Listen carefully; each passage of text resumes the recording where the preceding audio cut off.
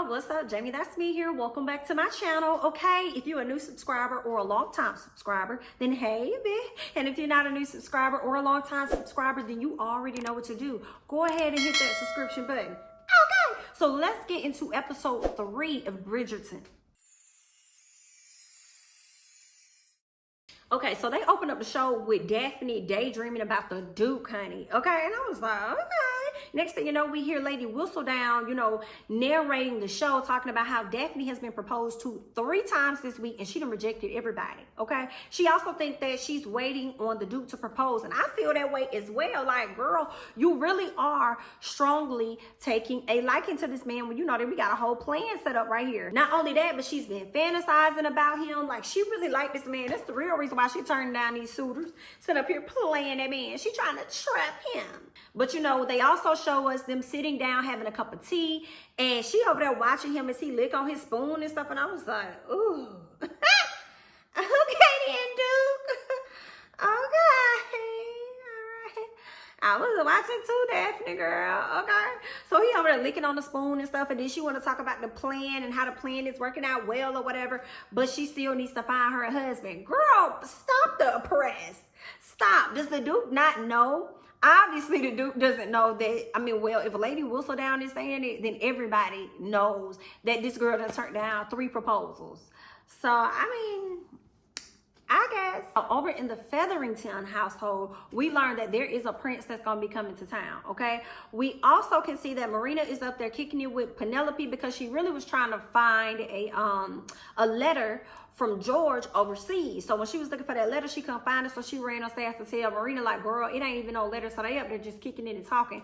The mama, okay, Lady Featherington, done bust in the room like, girl, okay, I don't even know what you're doing in here, Miss Penelope. You need to be going up out of here because, you can't be hanging around with her, okay? Because whatever contagious thing she got could rub off on you. So go ahead and get out. And I'm like, just tell the girl what's going on. Like, it just makes, like, just tell her how she got pregnant, how kids are conceived, okay? Like, tell her the truth. Like, what the... Okay, girl. So, I guess they should be trying to preserve the innocence for the man. Makes absolutely no sense. But, okay then, girl. So, then she tells her, listen, Miss Marina, honey, you're going to be entering into society. Yeah, that's what I said. Pregnant and all. Pregnant and all, you will be re-entering into society, okay? And you're going to be wearing, the gowns and things that my daughters wear. All them ugly colors and loud, fashionable, and all this other stuff. You be wanting us to do. That's what you're going to be wearing, period. Okay? So they done tied the corset around the girl so tight. I said, y'all going to squeeze the baby. I don't know how far along she is, but goddamn. Is you trying to squeeze? What is you trying to do? Okay then, girl. All right, and she wants her to get married ASAP because Lady Featherington's plan is, with her being pregnant and it's early in her pregnancy, the sooner she can get married, then the sooner she can have sex with whoever she gonna have sex with, and then when she gets pregnant, it's all gonna make sense, okay? They gonna think that it's their baby. And I'm like, girl, what if that baby come out darker than her? All these, the non-melanated people you got walking around here, girl, what if? Honey, you don't know. I don't even know what George is. Okay, but... So over in the Bridgerton household, they're talking to Daphne about her suitors or whatever, because she still can't make no decision, trying to figure it out. Her mama brings up the Duke. Daphne's like, well, girl, he has yet to propose to me or whatever. Then her mama finally wants to give her a little bit of advice and tell her, well, girl, at the end of the day, I understand all of that, but you really just want to marry somebody that's your friend. He got to be your dearest friend. Like, that's going to be the most important thing in your marriage. So they have yet another ball that Daphne and Duke attend, and they can't even hit the dance floor quick enough before somebody comes up and asks her for a dance. And when Duke sees that a lady or some ladies are looking over at them, he tries to get loud and act like he's jealous or whatever, and says like, oh, do I have to compete with everybody for your attention or whatever? So she goes out and she dances with somebody else and somebody else and somebody else and somebody else. And just hearing all of them talk, she found fault in everything that they said and felt as though none of these men are attractive and none of them are her dudes, okay? So she just wasn't featuring it. Now, had the Duke not even been there, she would have been happy to take on any one of them men, okay? But now that she got the Duke, and that's really who she got her eyes set on, she ain't really interested in none of them I'm talking about. So Prince Frederick ends up arriving. So he comes and he's over there greeting the ladies, or at least the ladies are greeting him. And then you got Daphne and Duke over there looking, checking everything out, and pretty much mimicking and talking about, you know, what all they seeing or whatever like that. And Duke had just told her exactly what that prince is saying to another girl, and when he gets to her, he says the exact thing that the Duke had already said, and she just busts out laughing in his face. And the queen is standing there like, I know this BIT, did not just laugh in this man's face, girl. That is so disrespectful, honey. And she said, Daphne said, oh, I'm so sorry, you know, I apologize. And he was like, no need to apologize. And then the queen was like, oh girl, maybe just a little bit, maybe you need to apologize just a little bit, honey, because that was rude. But let's shout out that big, beautiful wig that was on the queen's head. It was like a big, huge afro, and I loved it.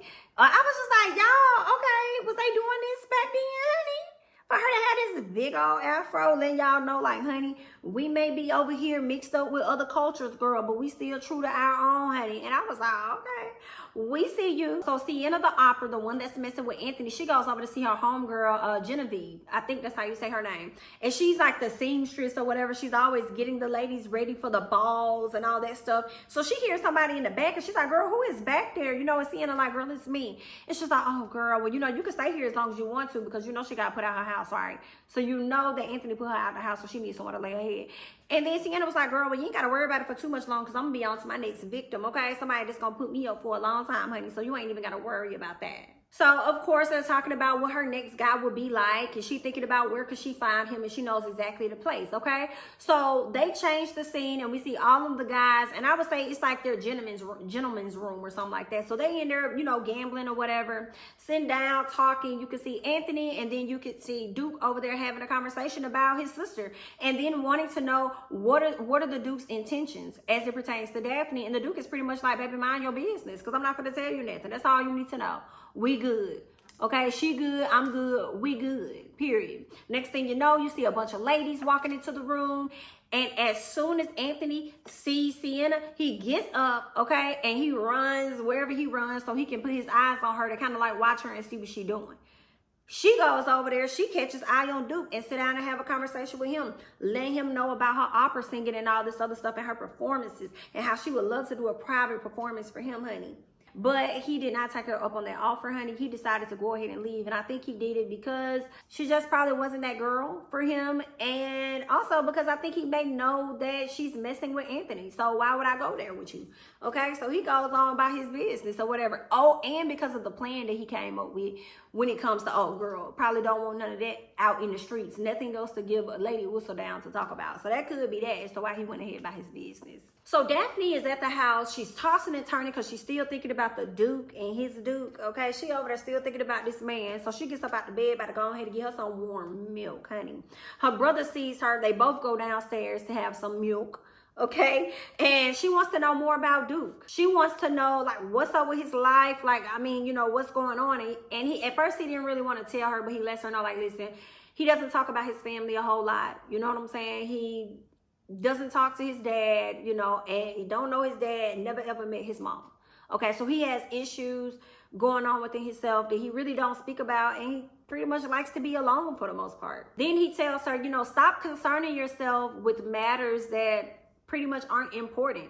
You know, like, it's just that some people just can't be together. That's just what it is. And when he's telling her that, he's thinking about his own situation he got over there with Miss C, honey. Now, we're at this art show, this exhibit. They're looking at paintings, all this other cute stuff, right? We see Eloise and Penelope looking at a painting, and Eloise feels a way about it because she's like, girl, I'm pretty sure the painter is just like all these other men in here, pretty much don't value women and see women as props. Okay, girl, ain't too much change, okay? Some of that's still the same going on around here. All right, so then she sees her, Penelope sees her cousin Marina, and Marina is pretty much like, girl, help me, honey. And so Penelope goes over there. She tries to interject because her mom, Lady Featherington, has Marina by her arm pulling on her, okay, trying to go send her and have her meet up with some man. So when Penelope comes over to interrupt, her mama is like, girl, you need to back up, okay? You need to get out of the way, all right? Sir, come here. Let me introduce you to Marina. And Marina was very cutthroat with this man, very rude with the man. The man called her rude as hell. He said, this is the youngest, most rudest woman I've ever met, or some shit like that. It was hilarious to me. But what I had an issue with was Lady Featherington bringing these old-ass men to Marina. That is such a problem for me. You wouldn't even do that for your own daughter. So why would you do that to her? Okay, I guess because she is kind of like the outcast, and that makes me think about the whole Cinderella thing. Okay, when you have the stepsisters or whatever, and then you out here doing this girl over here wrong. I was like, what is this, honey? Okay, but all right. But shout out to Miss Marina, because she knew how to handle that man, and he damn sure went skedaddling. And Miss Lady Featherington, honey, she did not like that at all, honey. She was pressed about it. Now, we could see Miss Daphne walking around looking at paintings, and you had, what's his name? And you had the prince over there pretty much talking to Carice or whatever that girl, the blonde haired girl name, okay? He's over there talking to that girl, and then he sees Miss Daphne, and he's like, ooh, let me go over here. Excuse me, miss. Okay, he's trying to talk to her. They're having small talk, but when she sees her man walk past, she's like, ooh, honey. Yeah, Prince, I think that you should go around and get to know other ladies. I'm sure they would love to entertain you. Okay, so they was having small talk at first. Everything was going good. But when she saw her man, the Duke, walking in the back, she was like, I got to go catch up with my man. You know, you cute or whatever, but you're going to have to go back in there and find you some other girl. So the Prince smiled when he walked off. So I guess he thought that she was playing hard to get or something. But that wasn't the case. So she goes in the room where the Duke is, and they're in there talking and everything. They talk about how she was really happy that she was able to fool Lady Whistledown about their connection, and Lady Whistledown has yet to really catch on or know what's going on, because she know everybody's business, but she doesn't know that. So she's really happy about that. Then they start to look at a painting, and the painting, I believe, could have been one of the paintings that Duke donated while they were there. And then she started to describe the painting or whatever. And the way she was describing the painting kind of connected with, I guess, his feeling or the same ideas and visions he had when he saw the painting. And then they shared a little touch, you know, at the end, and kind of grabbed onto each other's hands. So in that moment, you could really tell he is taking just as much of a liking to her as she is to him. Now, let me tell y'all, the queen loves her some Lady Whistledown, honey. She be on that paper. I don't care where she is, she be in that paper. If she in the tub, she got it in her hand. Okay, if she watching a performance, somebody bending it back, bend it low, pick it up slow in front of her, she over there reading that paper, honey. That's just how it is. She just she stays in that paper. So when she saw the latest word, okay, she was out to eat with her little nephew or whatever, the prince. And Lady Whistledown was like, girl, I don't know what's going on with Queen. You know, she usually be great at her predictions, but her predictions ain't been too good lately. All right. So after hearing what Lady Whistledown had to say about her, she was like, she told the prince, listen, you need to go after Daphne, and you need to make sure you make her your wife. And he was like, that's cool and all, but she's promised to somebody else. And she was like, I don't give a motherfucker who she was promised to. Okay. She ain't got no ring on her finger, and you the prince. So you need to go charm her. And that's on P. Okay? That's on P. So Marina and Lady Featherington. Lady Featherington that took Marina over there to the slums, honey. And Marina like, girl, why you got me out here? She was like, oh, I'm trying to show you what your life gonna look like in the future. Firsthand, honey. Yeah, you see how these people out here struggling? You see that little baby down there trying to eat out the trash can? You see all that? Okay, this is gonna be you in a minute. And Lady Featherington is mad for real because Marina giving her hell about not being married. And Marina's like, girl, I got a man. She was like, what your man got to do with me? I got a man. I'm not trying to hear that. See, I got a man. Well, where he at, girl? Where is he at? Okay? Did he write you? Yeah, he's done this and that. Oh, okay then. Well, after you told him you was pregnant, like, have you heard from him? And, you know, Miss Marina kind of got quiet. She was like, yeah. She said sometimes a lot of men like to use that word love to get what it is that they want. And then once they get what it is that they want from you, girl, they is nowhere to be found. Okay? And it looks like you're in that same situation, my dear. So then Miss Marina decided to just go ahead and storm off and walk off, because obviously her feelings was hurt and she really don't want to believe that brutal truth. Okay? As she awaits a letter from George. So Daphne and Duke are strolling in the park like they always do, honey. They always walking and talking. She tells him about, well, first she's talking to him about the friendship that he had with her brother. So they're laughing about that. Then she tells him about the conversation she had with her mom and how her mom said you really should marry somebody that has a great friendship with you. And he said, well, yeah, that makes sense. You know, you should, you know, that's what marriage is about. You know, it's also about things that are intangible and, you know, the physical or whatever. And she didn't quite understand it. She was like, how can things be intangible and physical at the same time? Like, that's not making any sense. And he kind of started laughing at her, and she was like, why are you laughing? So you think it's funny? He was like, no, I'm laughing at the fact that mothers literally don't tell their daughters as much as they really can tell them. Like, that's what's funny. The fact that they withhold information from you is hilarious to me. And I'm like, I'm with you, brother. I'm with you on that because I'm confused and the shit is comical. So she wants to know, like, what he means by physical, intangible. She's asking him, please tell me, what should I be looking for in a husband? Like, tell me. And so he pretty much leans in and lets her know, because he was like, girl, I don't really want to tell you. I ain't going to tell you a lot, but I'll tell you this, okay? You know, when you find that person, okay, and you'll know, because it's going to be a similar connection with that person as you have when you touching yourself at night or something. And I was just like, what? And she was kind of looking like, what? And he said, well, you do know you can't touch yourself, right? You know that you can. So the feeling that you have when you doing all this and that and you exploring and then this happens and that happens and then it's a bust or whatever, like you're going to experience that same thing with that person. And I'm just like, okay. So he just pretty much let her know, like, these are the things that happen naturally between a man and a woman. But of course, she still wouldn't know that because she's not married. She thinks everything's supposed to happen, you know, when she's married. Whereas he ain't married, but he been out here just doing what the hell he want to do, okay? He been out here knocking them down, period. So he sees things differently. She's been raised differently, and she's learning that. And let me tell you, baby girl was completely mesmerized, honey. And if y'all thought she was dreaming about him then, she really gonna be dreaming about him now, honey. And he done told her what she could do. She could touch on herself. Okay. So Lady Danbury is on the Duke's ass because she really wants him to be with Daphne, but she also knows him and knows that he ain't really trying to be married. So she's like, if you're not trying to be serious with this girl and you're not trying to move forward and marry her and you wasting her time knowing the prince is interested in her and she misses out on her opportunity, I will not forgive you. And I'm like, ooh, Lady Danbury, girl, I wish you knew a little more information because she's been missing out on opportunities and it's not his fault for real. I feel like some of it's her fault because she's highly aware of the fact that this man said he never wanted to get married. Okay, but you know how women get when they see what they see and they want what they want. So you can't really be just mad at him for real, because she take part in it too. So after hearing this information from Lady Danbury, okay, you have the Duke and Daphne meet up. And she all happy and go lucky, and he just pretty much let her know, like, I can't see you anymore. I can't see you today. I can't see you tomorrow. I can't see you the day after that or the day after that. And she's like, why? Because of what we talked about yesterday. He was like, girl, no, I ain't trying to corrupt you. She was like, I thought we was friends. He said, girl, we ain't friends. We was never friends, honey. You were a convenience, okay? You were a plan. You were a tool, okay, girl? But what you think we got? We ain't got that. That ain't finna go down at all. That's not what we doing over here. So she's really upset about it. He tells her, girl, listen, I'm moving on and I suggest you do the same. And she just standing there brokenhearted. Okay, all I heard was Brandy, broken hearted.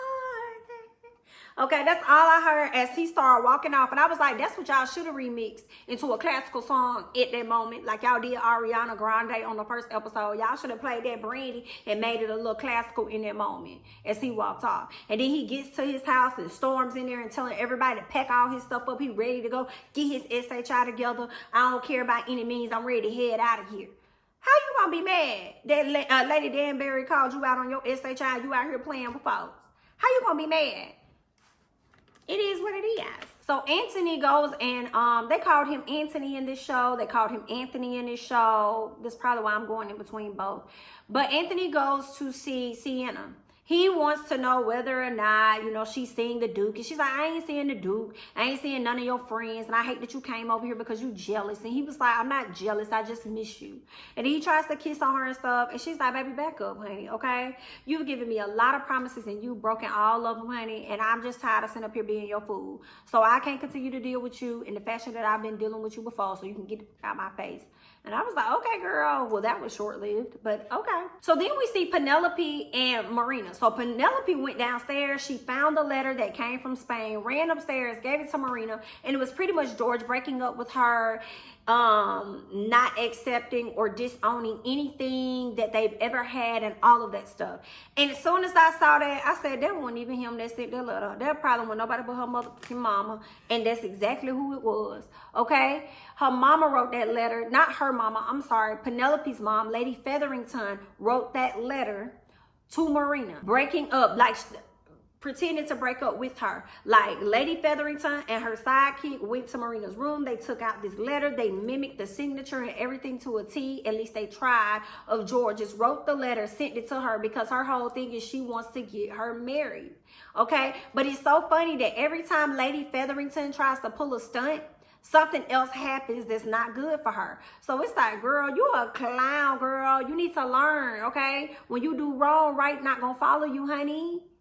Girl, that's why ain't nobody choose your girls yet. But okay. So we get to the ball that night. The Lady Featherington arrived with her daughters and Marina. As soon as Marina hit the bottom of the stairs, somebody's asking her to dance. She said, yes, it would be my pleasure. She hit that dance floor, honey. All right, we see the Duke there. The Duke goes over to Lady Danbury and tells her, honey, I will not be staying. I will be leaving. I'm going to go ahead and head out. Lady Danbury is not pleased with him at all. Next thing you know, you saw Miss Daphne. Miss Daphne was like, honey, the Duke think he finna run out on me? He think he finna run out on me and think I'm not finna get it together? You know how when somebody break up with you, you got to, you know what I'm saying, put your best fit on, get your shit together. And that's what she did. And she came down them stairs or whatever, and all eyes was on her, and people didn't know what to do. They didn't know how to take Miss Daphne and them curls, honey. Okay, she came down to the bottom of the stairs, and who met her there? The prince. Okay, he gave her a beautiful bejeweled necklace, honey, all right, as a gift. And then he took her onto the dance floor, and they just danced the night away. And obviously Duke was in his feelings a little bit, so he had to go ahead and skate out, honey. Bye. So let me tell you, Lady Whistledown is back on Duke's ass, honey. Okay, she decided to write another paper with him in it and said, honey, Daphne was tired of waiting on the Duke to propose. Okay, and why would you have a Duke, honey, when you can simply have a prince? I said, woo, Miss Whistledown be getting the girls together in the papers. Do you hear what I say? She be getting the girls all the way together. Okay, but that is all I got for episode 3. I want to hear you guys' thoughts. I want to know how you felt about the episode. Let me know how you felt about the review. Don't forget to like, comment, subscribe, share my videos, and I'm going to catch you guys in the next one. Bye-bye.